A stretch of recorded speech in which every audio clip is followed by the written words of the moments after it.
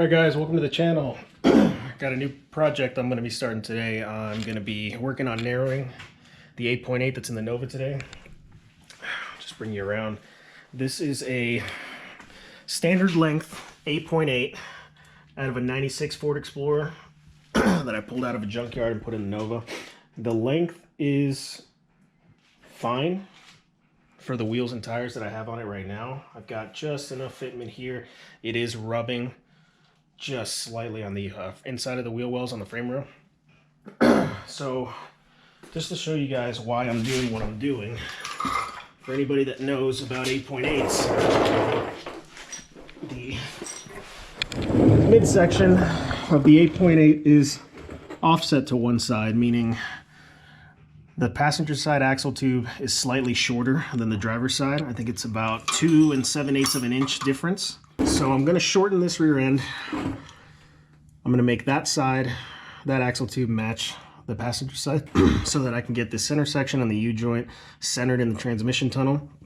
From there, whenever I get my new wheels and tires, I'll get the proper offset to fit the wheel well. So that's what's on the agenda for today. I'm going to be narrowing that 8.8. As you can see, I've got the transmission torn apart on the bench, working on replacing the reverse and reverse idler that got chewed up. That'll be a project for another video. If you guys want to see more about the car, I can do a walk around. Just let me know in the comments. And the setup that I got on this car. Alright guys, back underneath the car. I'm going to start getting it all torn apart. Got to undo the U-bolts, the shocks, disconnect my brake line. Hopefully I got the car jacked up high enough I can leave the wheels on it and just roll it out from underneath the car.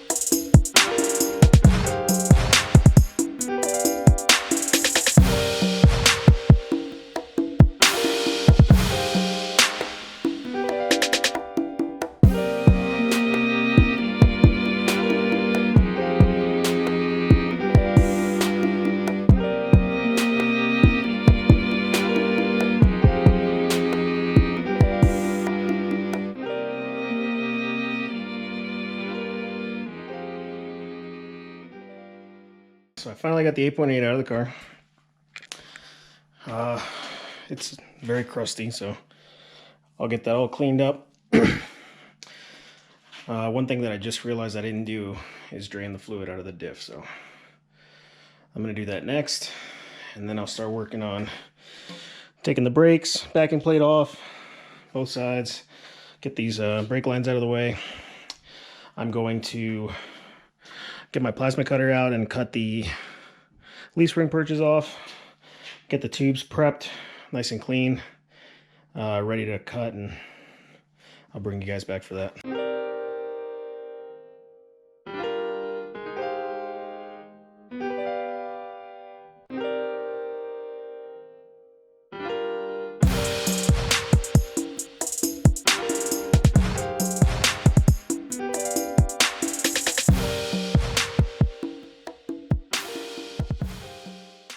Alright guys, as you can see, I've got the axle stripped down, I got the rear cover off, I got the center pin out, pushed out the seat clips, and got the axle shafts out. And as you can see, like I was saying earlier, the standard Ford 8.8 that you find in the Explorers, one axle tube is longer than the other, meaning the shaft, one shaft is going to be longer than the other.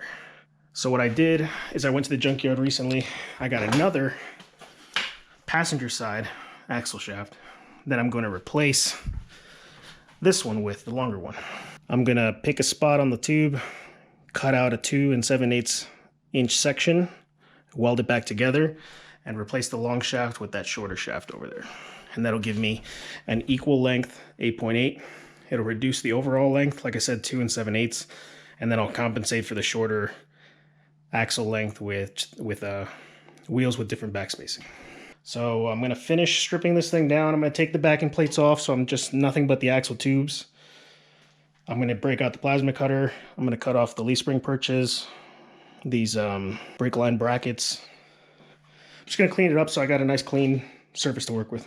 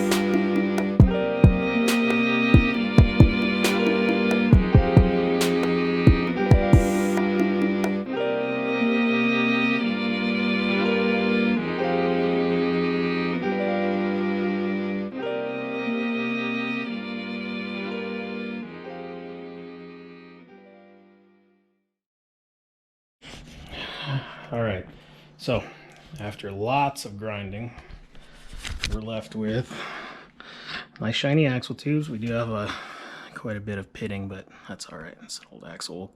We got this cleaned up. If you see, I got some grooves from where the original leaf spring perches are that I cut off when I put the car together. A lot more on this side, so I'll get that cleaned up, and I'll fill it in with weld when I go to put the new leaf spring perches on. Now, I told you guys the other side is a little bit shorter. Bring it in. I'm going to measure from the end of the housing to the face of the axle, where the brake backing plate goes. So it's 2 1/4. Sorry, 2 1/4.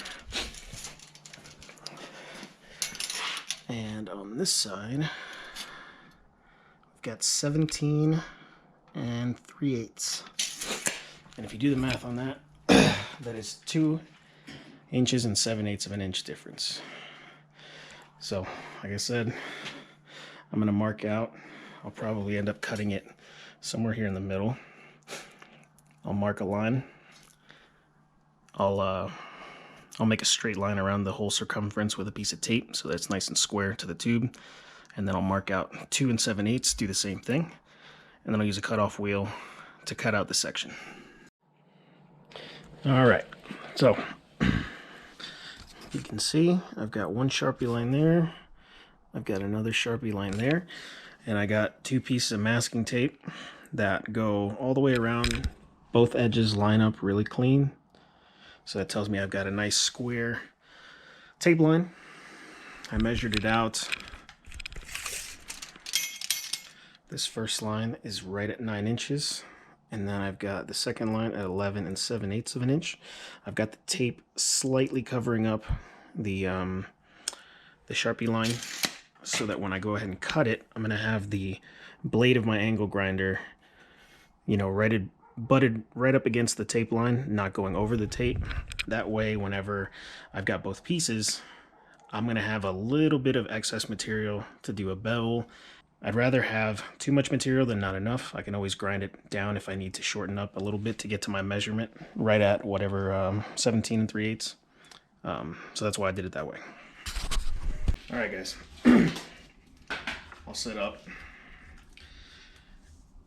Now, like I said, I'm gonna keep my cuts right in between, or right inside of the tape. Just touching the tape, but not going over. I'm gonna try to do my best to keep the blade from walking from side to side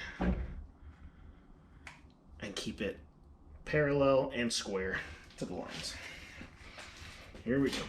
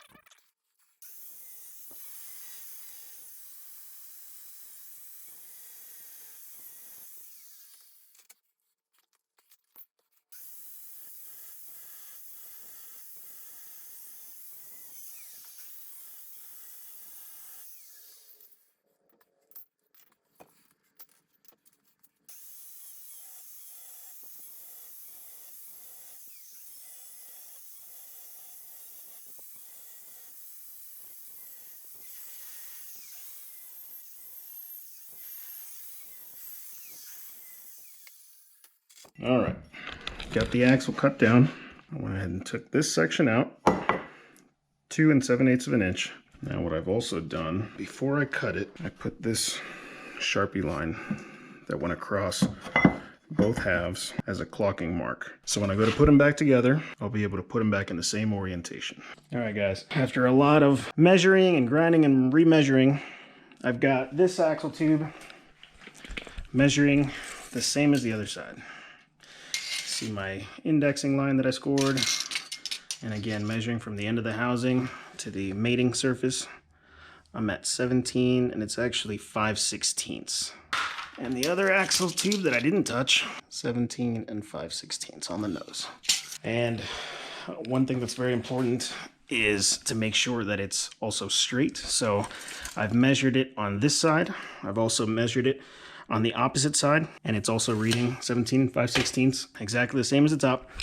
So what I'm gonna do is I'm gonna put a tack weld here, tack weld on the bottom, and then I'm going to remove these clamps with the C-channels. I'm gonna clock them 90 degrees, and then I'll do the same measurements on the sides here and make sure that I have exactly 17 and 5/16 in all 4 axes before I weld it up.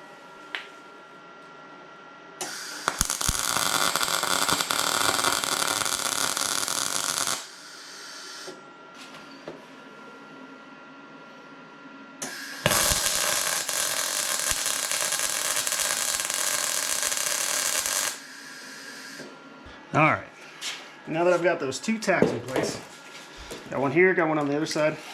Measure it here, 17, 5/16. Okay.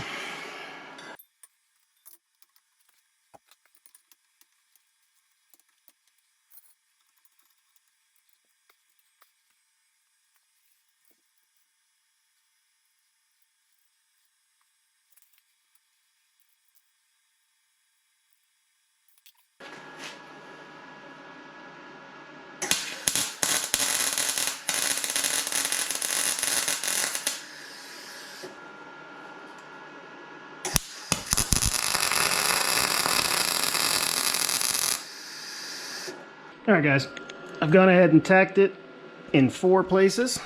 I've verified that I've got equal measurements from the end of the housing to the mating surface where the brakes go in 4 different places. Top, bottom, and both sides, they all measure the same.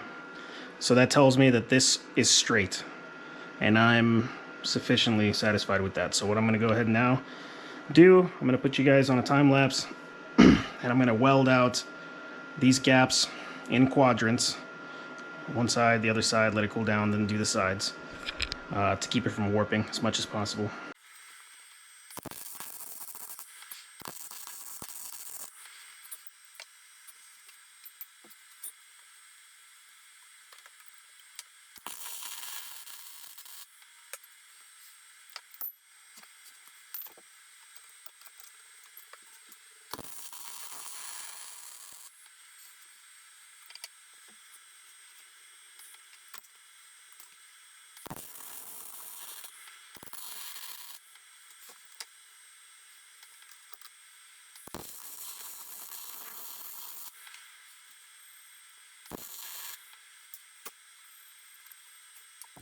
All right, so the tube's still hot.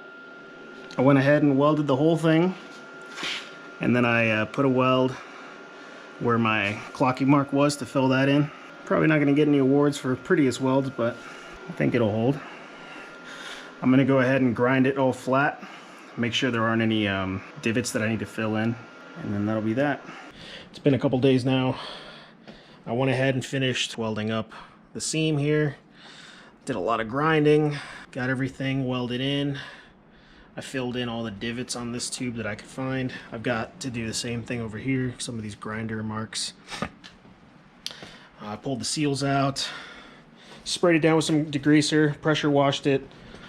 Spent a lot of time with a wire wheel, chipping away at all the rust. Got it looking pretty nice. I've got new leaf spring perches on order. That's going to be a couple days before those get in. I'll get some new seals for the ends of the tubes. I've already test fitted the shorter axle shaft on here, and it fits perfect right where it's supposed to go. And then once I get everything back together, welded, clean everything up, give it a coat of paint. All right, guys, it's been a couple days. Finally got my parts in the mail. I got these 8.8 perches off Amazon. While I've been waiting on that, I've also filled in all the gouges in the axle tubes with weld, ground them all smooth. It's ready to go. I took the center section out so I could get better measurements across the axle length. I'm going to measure the width between my leaf springs so that I can measure for my distance between the leaf spring perches. And because originally my pinion angle was not ideal when I first put this thing in, I don't have a reference to go off of. So what I'm going to do is I'm going to put the axle empty back in the car without welding. I'm going to have the U-bolts loosely holding the axle onto the leaf spring, and the perches just kind of loose. I'm going to get it up into the car. I'm going to jack up the rear end with a jack, get it to approximately ride height, and then I'm going to more or less eyeball my pinion angle, mark it with a Sharpie, and then tack weld it in place. I've got the rear end loosely positioned in the car. I've got it sitting on the jack stand. The U-bolts are loose, so the perches are just kind of sitting in here. I used just a jack to adjust the pinion angle. I've got the jack pumped up to where the weights just come off of the jack stands. So the rear end of the car is supported by the suspension, meaning it's fully compressed at ride height. The correct way to do this, I know, is to measure the angle at the yoke of the transmission, and I would mirror it on this side, the angle. So like if I had, say, 3 degrees down at the transmission, I would have 3 degrees up at the differential. That's the correct way to do it. I'm not going to. I'm eyeballing it. I've got it set up where I need it, and I put a Sharpie line right here on the perch and on the tube. I did that on both sides. That way, once I measure the leaf spring width, the mounting surface width, side to side, I will measure those evenly on each tube to get the side to side location for the perch. And then I'll line up my marks for the angle, tack it in place, and then I might do another test fit once I get it in place. If not, I'll just weld it all up and call it a day. All right, as you can see, I got a fresh coat of paint on the axle. I went ahead and welded in the leaf spring perches nice and solid. Before I did this, I test fitted in the car with the perches loose, measured for my side to side distance, and measured my pinion angle before welding it in. Got some paint on it, looks really nice. Pretty happy with how it came out. Now the only thing left to do is put it in.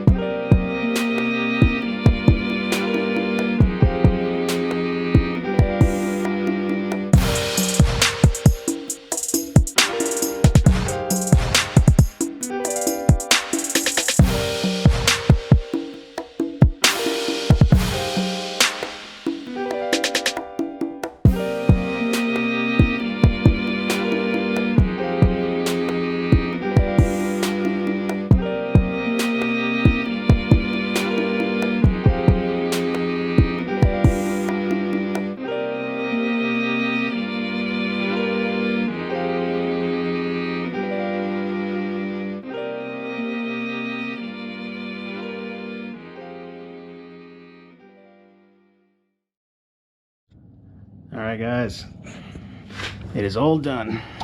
All put back in the car. U-bolts tightened down, got the backing plates on, axles back in. The seal lines up right where it's supposed to. So this axle shaft fits perfectly.